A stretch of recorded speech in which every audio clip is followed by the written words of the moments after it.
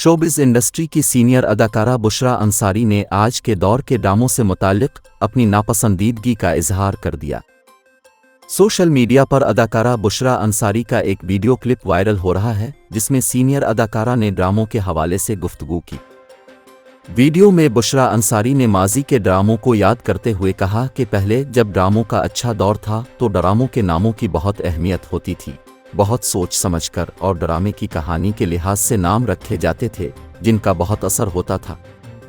उन्होंने कहा कि अब इसमें ड्रामों के बहुत अजीब नाम होते हैं।